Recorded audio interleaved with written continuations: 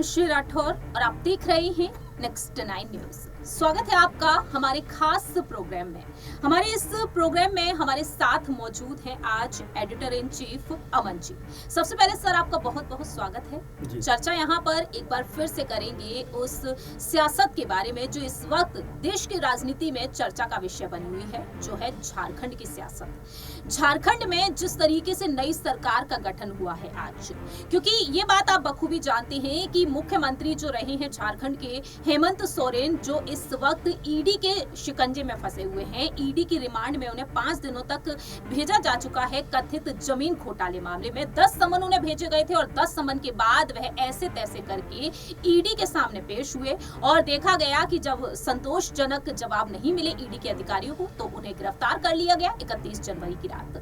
और इसके बाद देखा गया कि हेमंत सोरेन ने मुख्यमंत्री पद से इस्तीफा दिया और अपनी ही पार्टी के दिग्गज नेता, जिन्हें झारखंड का टाइगर कहा जाता है, जो है चंपई सोरेन, जिन्हें मुख्यमंत्री बना दिया गया है। तो आज उन्होंने मुख्यमंत्री के तौर पर शपथ ग्रहण की, लेकिन शपथ तब ग्रहण की जब उन्होंने जेएमएम के राष्ट्रीय अध्यक्ष शिबू सोरेन से मुलाकात कर ली, उनसे आशीर्वाद ले लिया, क्योंकि उन्हें वे अपना गुरु मानते हैं।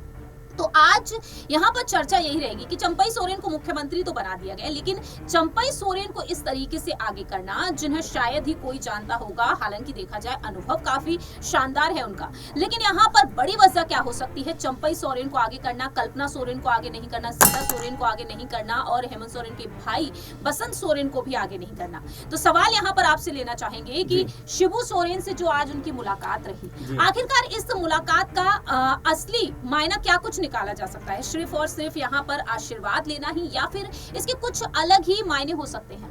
देखिए बिल्कुल, और शिबू सोरेन की आप लगातार बात कर रहे हैं और जाहिर सी बात है कि वो पार्टी के सर्वे सर्वा हैं, राष्ट्रीय अध्यक्ष हैं। उनकी अनुमति के बिना तो मेरे ख्याल से जेएमएम में पत्ता भी नहीं हिलता, ऐसा कहा जाता है, क्योंकि अनुभव के मामले में 1980 के बाद से लगातार वो कह सकते हैं कि भारतीय राजनीति में एक बहुत एक्टिव चेहरा है।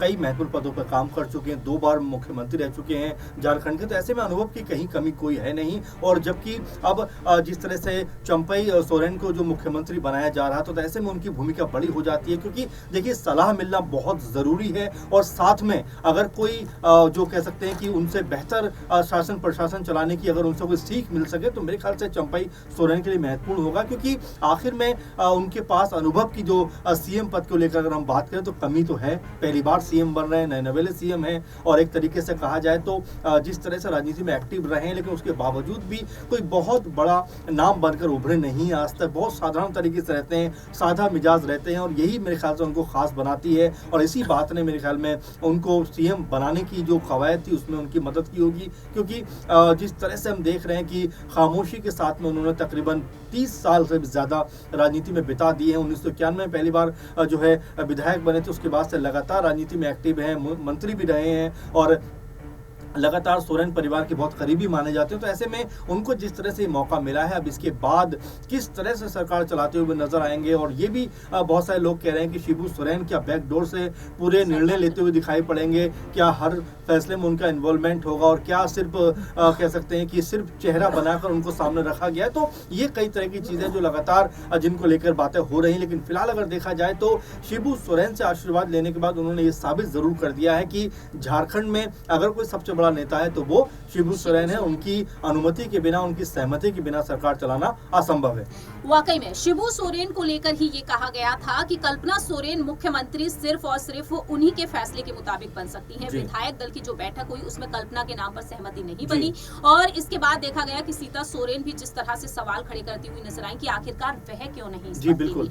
अगला सवाल यहाँ पर ये लेना चाहेंगे कि जिस तरह से हेमंत सोरेन ईडी के शिकंजे में फंसे हुए हैं, और ऐसे में सुप्रीम कोर्ट की तरफ जो उन्होंने रुख किया, तो गिरफ्तारी के बाद सुप्रीम कोर्ट ने साफ तौर पर कह दिया है कि पहले आप हाई कोर्ट जाइए। अब ऐसे में क्या लगता है आपको, क्या हाई कोर्ट से उन्हें राहत मिलेगी? अगर हम देखें ईडी और सीबीआई के एक्शन में जिस तरह से तमाम विपक्षी दलों के नेता फंसे हुए, तो अभी भी उनकी रिमांड बढ़ती ही जा रही है। देखिए पहली बात तो 5 दिन की जो रिमांड मिली है, तो मेरे ख्याल में ईडी बहुत सारे सवाल हैं जिनको लेकर पूछताछ करेगी। सिर्फ ये जो जमीन घोटाले की बात नहीं, इसके अलावा खनन का भी मामला कहने के उनके साथ में जुड़ा हुआ है। इसके अलावा उनकी सरकार में तमाम जो घोटाले हुए उनके खुद जो विधायक प्रतिनिधि हैं यानी कि जो पंकज मिश्रा हैं उनके ऊपर तमाम सारे आरोप लगे हुए हैं। अमित अग्रवाल जो बहुत करीबी माने जाते हैं उनके ऊपर आरोप लगे हुए हैं। उनकी जो अधिकारी रही पूजा सिंघल उनके ऊपर कितने सारे आरोप लगे। तो कई तरह के सवाल होंगे जो ईडी जरूर उनसे पूछना चाहिए, क्योंकि भाई सरकार के आखिर कप्तान तो वही थे, वही सीएम थे, वही सर्वे सर्वा थे और वही हर फैसले में कहीं ना कहीं इन्वॉल्व थे। तो कुल मिलाकर जो ईडी है उसके पास जो सवालों की फहरिस्त है वो सारी चीजें उनसे जानना चाहती होगी कि भाई इन चीजों के बारे में आप बताइए, ये पॉइंट है हमारे, इनके ऊपर जवाब दीजिए। अगर वो जवाब नहीं देंगे तो प्रांशी ये मानकर चलिए कि उनकी मुश्किलें बढ़ जाएंगी। वाकई में हेमंत सोरेन की मुश्किलें तो बढ़ेंगी ही बढ़ेंगी, लेकिन आखिरी कुछ सवाल यहाँ पर लेना चाहेंगे चंपई सोरेन के लिए। क्या विधानसभा में बहुमत साबित वह कर पाएंगे? क्योंकि फ्लोर टेस्ट से पहले जिस तरीके से यहाँ पर सवाल उठ रहे हैं, 35 विधायकों को जिस तरीके से विमान के जरिए अब हैदराबाद भेज दिया गया है, तो ऐसे में क्या वाकई में वह अब यहाँ पर बहुमत साबित कर पाएंगे? देखिए बिल्कुल बड़ा ही अपने आप में रोचक सवाल बनता चला जा रहा है, क्योंकि भले ही मुख्यमंत्री चंपई सोरेन बन गए हों, लेकिन बड़ा सवाल है कि क्या वो बने रहेंगे, क्योंकि पहले ही परिवार के अंदर कई तरह की चीजें चल रही हैं। सीता सोरेन का अपना अलग दुख है, बसंत सोरेन अलग बात चाहते हैं। वहीं अगर बात करें कल्पना सोरेन की तो उनको लेकर तो पूरा मामला सामने ही था कि हेमंत सोरेन जो है अपनी पत्नी को सीएम बनाना चाहते थे। जो परिवार है उसके अंदर लगातार हम देख रहे हैं कि मनमुटाव उभर के सामने आ रहा है। और ये भी कहा जा रहा है कि जिस तरह से जो विधायक हैं वो भी खासे खुश नहीं है चंपई सोरेन के बनने से, क्योंकि लोग ये कहते हुए नजर आ रहे हैं, खासकर जो जेएमएम के ग्रुप के लोग हैं, कि उनसे भी बेहतर नेता थे, उनको ट्राई किया जा सकता था। लेकिन उनको ट्राई ना करके चंपई सोरेन को ट्राई करने का मतलब ये है कि पूरी तरह से बागडोर जो है शिबू सोरेन के हाथों में रहने वाली है, क्योंकि वो सिर्फ चेहरा मात्र होंगे, लेकिन पूरे जो फैसले होंगे वो शिबू सोरेन पर्दे के पीछे से करते हुए नजर आएंगे। क्योंकि फिलहाल हेमंत सोरेन तो सलाखों के पीछे हैं। तो ये फिलहाल पूरे माहौल पे गौर करें तो नजर ये आता है कि किस तरह से आने वाले दिनों में, आने वाले वक्त में यहाँ पर सरकार चलती हुई नजर आएगी। और क्या चंपई सोरेन कोई अपने दम पर जो कह सकते हैं कि कोई फैसला करते हुए नजर आएंगे? आपको याद होगा कि एक समय मनमोहन सिंह जब देश के पीएम थे तब भी ये बात कही जाती थी कि सिर्फ वो पद मात्र पर बैठे हुए शख्स हैं, बल्कि सारे फैसले जो हैं पर्दे के पीछे से या सोनिया गांधी या फिर कांग्रेस की जो आला कमान है वो लिया करते थे। तो कुछ ऐसा ही हालत कहीं चंपई सोरेन की तो नहीं होने वाली। तो इसीलिए तमाम सारी बातें कही जा रही हैं कि आने वाले दिनों में जो चंपई सोरेन है वो किस तरह से सरकार चलाते हुए नजर आएंगे।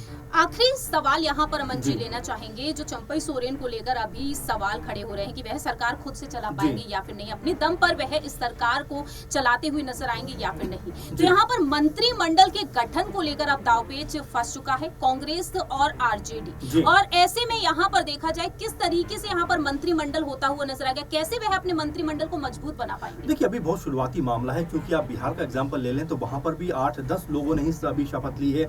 खुद मुख्यमंत्री और 2 उप मुख्यमंत्री, इसके अलावा 6-7 विधायकों ने जो मंत्री बने उन्होंने शपथ ली है। तो अभी ये जल्दबाजी होगा कहना कि बहुत जल्दी यहाँ पर सब कुछ होने वाला है, क्योंकि बिहार की तर्ज पर यहाँ पर भी जो है समय लगेगा। लेकिन उससे पहले आपको फ्लोर टेस्ट भी पास करना पड़ेगा। ये भी आपको याद रखना पड़ेगा कि अपने तमाम विधायकों का, जिसका आपने ये बोला है कि भाई ये रही उनकी सूची पूरे विधायकों की, ये रही फहरिस्त और इसके हिसाब से हमें सरकार बनाने दीजिए। इसी को लेकर राज्यपाल भी कहने गिरे थे कि आखिर वो मौका क्यों नहीं देना चाहते, क्यों मौका जो इस तरह डिले करते हुए नजर आ रहे हैं। तो ये तमाम सारे सवाल है जिसको लेकर आने वाले दिनों में जो चंपई सोरेन है उनको 2-4 होना पड़ेगा, क्योंकि यहाँ पर कांग्रेस ही उनका जो सहयोगी दल है, बड़ा दल है, 17-18 विधायक उनके पास हैं। ऐसे में अगर उनके खेमे के कम लोग मंत्री बनते हैं तो ये भी एक प्रॉब्लम की बात है। वहीं जेएमएम है, उनके पास कौन कौन से मंत्रालय रहेंगे, ये भी एक प्रॉब्लम की बात है। तो अभी कई तरह की समस्याएं हैं प्रांजी जी, जिसको लेकर लगातार जो चंपई सोरेन है वो उनकी जो मुश्किलें बढ़ती हुई नजर आएंगी। अब ऐसे में इसका कैसे वो समाधान निकालते हैं ये देखना मेरे ख्याल से बेहद इंपॉर्टेंट होने वाला है। वाकई में अब यही देखना होगा कि चंपई सोरेन इस सरकार को कैसे चलाते हैं। क्या वाकई में शिबू सोरेन सिर्फ नाम मात्र के लिए ही उन्हें सीएम पद पर बैठाए हैं? यहाँ पर देखा जाए तो आने वाले समय में अपनी पार्टी को मजबूत बनाए रखने के लिए वही सिर्फ और सिर्फ फैसले लेंगे। देखते हैं कि आने वाले वक्त में आखिरकार झारखंड की सियासत किस तरीके से बदलती हुई नजर आएगी। बहुत बहुत शुक्रिया अमन जी इन तमाम सवालों का जवाब देने के लिए, दर्शकों को बखूबी समझाने के लिए। अब आने वाले समय में देखते हैं कि आखिरकार चंपई सोरेन की ये सरकार तो जो बन चुकी है, लेकिन मंत्रिमंडल का गठन कैसे होगा और बीजेपी को जेएमएम कैसे टक्कर देगी आगामी विधानसभा चुनाव में। फिलहाल हमारे इस खास प्रोग्राम में इतना ही। बाकी की तमाम अपडेट्स के लिए आप देखते रहिए नेक्स्ट 9 न्यूज।